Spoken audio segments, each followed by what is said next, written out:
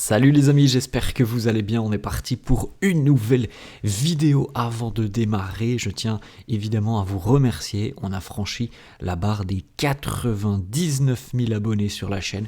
Merci les amis, à vous tous du plus profond du cœur. Ça fait vraiment bizarre pour moi d'atteindre déjà cette barre symbolique là des 100 000 dans quelques semaines, je pense. Ça sera fait, donc un grand merci à vous tous. C'est quand même une étape assez folle pour un youtubeur d'atteindre la barre des 100 000 abonnés. Donc merci à vous tous les amis, ça fait hyper plaisir d'avoir autant de soutien.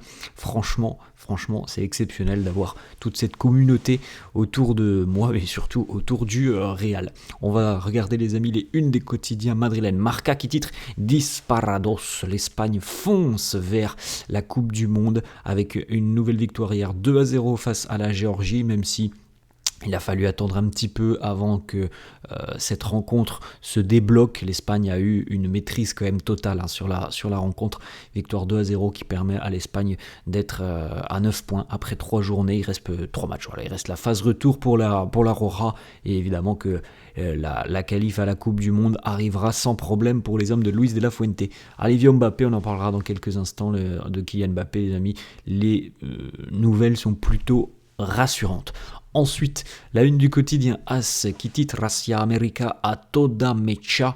On y va à fond, direction l'Amérique, puisqu'on rappelle que cette Coupe du Monde l'année prochaine se jouera sur le sol américain. Victoire donc 2-0 pour l'Espagne hier face à la Géorgie.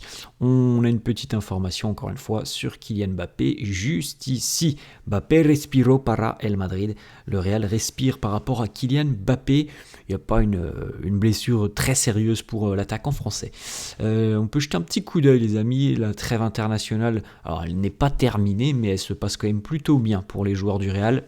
Si on met de côté évidemment les amis la blessure de Kylian Mbappé, le retour de Mastantuono pour surcharge musculaire, ça se passe quand même plutôt bien pour les merengues. Regardez Vinicius buteur et passeur, doublé pour Rodrigo, un but, une passe D pour Kylian Mbappé, et puis aussi un grand bravo à Arda Güler hier qui a été extrêmement décisif sur la rencontre entre la Bulgarie et la Turquie. 70 minutes pour Arda hier, un but, 2 passes décisives, c'est énorme. La Turquie s'est imposée 5-1 à Sofia en Bulgarie. On rappelle d'ailleurs que la Turquie, les amis, est dans le groupe de l'Espagne. Avec aussi 4 occasions créées, 90% de passes réussies pour Arda Güler et 3 fautes obtenues. C'est quand même une sacrée prestation pour le jeune Arda Güler.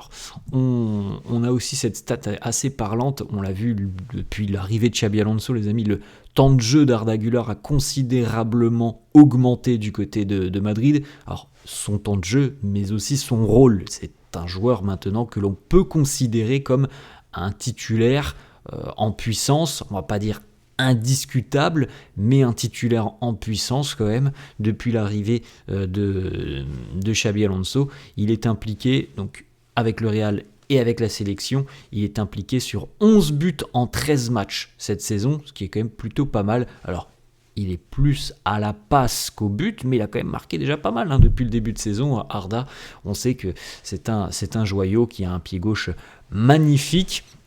Et on sait aussi qu'il a encore, je pense, des axes de progression et d'amélioration. Petite information, comme à chaque trêve internationale, les joueurs qui sont à Madrid bénéficient de quelques jours de repos. Il n'y avait pas d'entraînement hier, il n'y aura pas d'entraînement aujourd'hui. Il y a une reprise qui est prévue demain pour les joueurs. Donc on se début de semaine lundi, demain, reprise de l'entraînement et préparation évidemment de la rencontre de Liga la semaine prochaine face aux voisins, puisque ça sera un derby, on le rappelle. On a tendance à galvauder un petit peu ce terme parce qu'on pense qu'il n'y a que le derby face à l'Atlético. C'est vrai que le derby face à l'Atlético occupe beaucoup de place les amis, mais il y a d'autres derbys madrilènes, et notamment le match face à Retafe, le match face au Rayo aussi, qui sont des derbys, et la semaine prochaine ça sera Retafe, et on sait les amis à quel point il est difficile de venir s'imposer au Coliseum Alfonso Pérez. Retafe est une équipe très très rigoureuse dans la tâche défensive, en général très bien organisée. Donc ça sera un match évidemment compliqué la semaine pro. On l'a dit les amis, c'est jour de repos. Alors c'était jour de repos hier, c'est jour de repos encore aujourd'hui. À noter que déjà hier on avait quand même la présence de Dani Ceballos qui était présent lors de je sais même pas si on peut dire de l'entraînement puisqu'il n'y avait pas d'entraînement, mais Dani Ceballos en tout cas était présent au centre d'entraînement hier pour continuer à s'entraîner. Une éthique de travail qui est appréciée du côté de Madrid et surtout un joueur qui est apprécié par Xabi Alonso. On l'a vu depuis à peu près 3 semaines. On a quand même un Dani Ceballos qui prend de plus en plus de place et qui aussi s'impose en tant que, lorsqu'il est en titulaire, il s'impose en faisant de bonnes prestations, donc c'est plutôt satisfaisant les amis pour Dani Ceballos et pour la profondeur de banc aussi de Xabi Alonso. Les informations concernent Kylian Mbappé et Mastroianni, alors ça concerne plutôt Kylian Mbappé. Le Real confirme, selon The Athletic, le Real confirme que Kylian Mbappé et Mastroianni ne sont pas sérieusement blessés, c'est des petites gênes comme on pourrait dire. Pour Mbappé, on l'a compris, c'est donc la cheville, et pour Mastroianni, c'est la cuisse, mais c'est plutôt une surcharge musculaire, donc peut-être un petit peu de repos pour Mastroianni. On verra bien comment va évoluer tout ça dans le courant de la semaine. En tout cas, l'optimisme est de mise en ce qui concerne Mbappé et Mastroianni.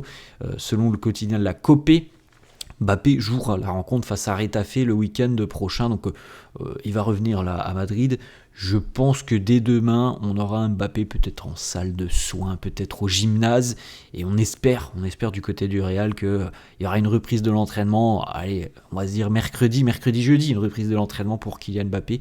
Ça serait évidemment une bonne nouvelle à 48 heures du match face à Retafe, qui je crois aura lieu samedi, si mes souvenirs sont bons. Kylian Mbappé, l'information, Mbappé a besoin de quelques jours de repos, donc voilà, on peut estimer les amis que en milieu de semaine, il y aura certainement un retour à l'entraînement. Il s'entraînera avec le groupe cette semaine et jouera face à Retafe sans souci. Voilà, c'est ce que l'on nous annonce à l'heure actuelle en ce qui concerne Kylian Mbappé. On peut jeter un petit coup d'œil les amis, on a quelques stats sur les joueurs qui ont créé le plus d'occasions cette saison dans les 5 grands championnats. On a Arda Güler numéro 1, en numéro 2 on a aussi un joueur un joueur qui est un ancien madrilène et qui a des chances de revenir dès l'année prochaine, c'est Nico Paz qui est numéro 2 avec 21 occasions créées, numéro 3 Kylian Mbappé, numéro 4 Pedri, donc on a quasiment un trio en tête, trio madrilène. On poursuit avec une information plutôt mercato. Alors, on l'avait déjà un petit peu évoqué, il y a quand même peu de chances véritablement que Antonio Rüdiger soit encore madrilène dans plus d'un an maintenant. Rüdiger devrait quitter le Real en fin de saison. Son prochain club pourrait d'ailleurs être en Arabie Saoudite. Il y a des contacts déjà depuis 6-7 mois du côté de l'Arabie Saoudite. Là, Rüdiger, c'est compliqué cette saison. Le début de saison est compliqué avec la blessure. Là, en plus de ça, qu'il éloigne des terrains jusqu'à minima au mois de décembre. Il y a un rôle qui certainement est amoindri avec l'arrivée, par exemple, de joueurs comme Dean Huijsen notamment. Donc, on peut imaginer, et puis au vu de l'âge du joueur, que c'est certainement, les amis, on ne peut pas le dire à 100%, parce que évidemment qu'il peut y avoir une saison supplémentaire, mais il est véritablement, je pense, sur la dernière, ou en tout cas l'avant-dernière saison de sa carrière du côté du Real Madrid. Ensuite, les amis, on a une petite déclaration de Francesco Totti qui valide complètement le profil de Nico Paz. Francesco Totti, légende du football italien, légende de l'AS Roma d'ailleurs, et Totti qui est d'ailleurs un grand supporter du Real Madrid. Et il a dit « Je n'ai jamais joué au Real, mais ça a toujours été un club pour lequel j'avais une affecte particulière. » Totti nous dit « Il n'y a pas beaucoup de talent italien en Serie A. Le seul joueur que j'apprécie, même s'il n'est pas italien, c'est Nico Paz. C'est le seul que je suis à chaque match. » Donc voilà, je pense que si Totti a décidé de suivre attentivement et assidûment la carrière de Nico Paz, c'est que le jeune Nico est extrêmement talentueux. Ça, je pense que tout le monde l'a bien compris, les amis. Et on était proche de le revoir dès cet été et revenir du côté de Madrid. Je pense que là, le début de saison est exceptionnel. Côme va d'ailleurs, en tout cas, est parti pour faire une très belle saison, un petit peu en trouble fête du côté de la Serie A. Je pense très sincèrement que Nico fera son retour à Madrid l'année prochaine. C'est un joyau qu'il faut avoir du côté du Real. On a une petite déclaration aussi de Vinicius, les amis. Alors le Brésil reprend des couleurs depuis l'arrivée de Carlo Ancelotti. On retrouve une certaine assise défensive et on a aussi peut-être retrouvé un petit peu de liberté offensivement. On a Vinicius qui nous parle de Carlo et qui nous dit « Il a toujours été le meilleur entraîneur que j'ai eu au cours de ma carrière. C'est un entraîneur qui m'a donné beaucoup de confiance. C'est tout simplement le meilleur avec lequel j'ai joué. » Donc on a une relation de confiance importante aussi entre le sélectionneur et les joueurs, et ça semble aller dans la bonne direction.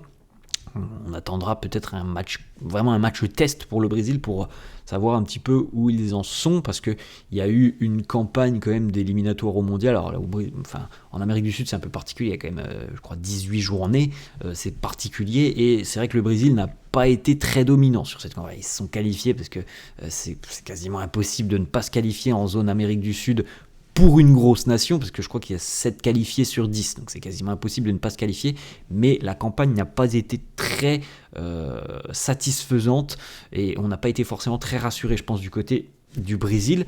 Donc voilà, on attendra de voir certainement un gros match amical, un gros match référence pour voir où en est le Brésil.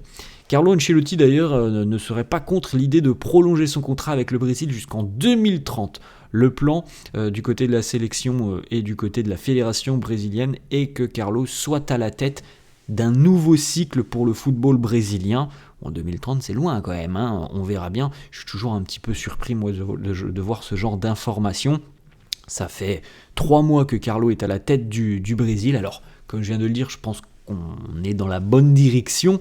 Maintenant, c'est quand même fou de se dire qu'on pourrait déjà envisager une prolongation jusqu'en 2030, alors que Carlo, pour le moment, il a peut-être 4-5 matchs à la tête du Brésil. Il n'y a pour le moment aucune compétition majeure, aucun tournoi majeur, donc c'est fou, mais bon, c'est comme ça. Ensuite, une petite photo, les amis, regardez le fiston de Marcelo, le fiston Enzo Alves, qui est capitaine de la sélection espagnole U17 à l'heure actuelle. C'est quand même plutôt pas mal. On rappelle qu'Enzo évolue dans les catégories jeunes du Real, il est numéro 9, son papa était plutôt défenseur, mais bon, latéral très offensif, lui est numéro 9, et peut-être d'ailleurs qu'on parlera d'Enzo Alves d'ici 1 ou 2 ans avec l'équipe première du Real Madrid. On lui souhaite, on verra bien.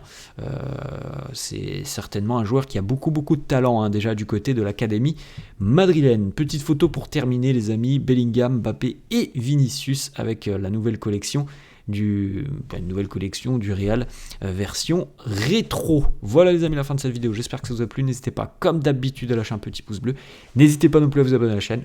Merci à tous ceux qui le feront, je vous souhaite une très bonne journée, et nous on se retrouve demain avec, je l'espère, un peu plus d'informations, même si on n'aura pas encore tout à fait beaucoup de retours à l'entraînement dès demain, donc je pense que demain aussi ça sera assez calme, mais en tout cas demain ça sera une nouvelle semaine où on retrouvera le Real qui jouera donc le week-end prochain. Allez, bonne journée à tous et à demain, ciao.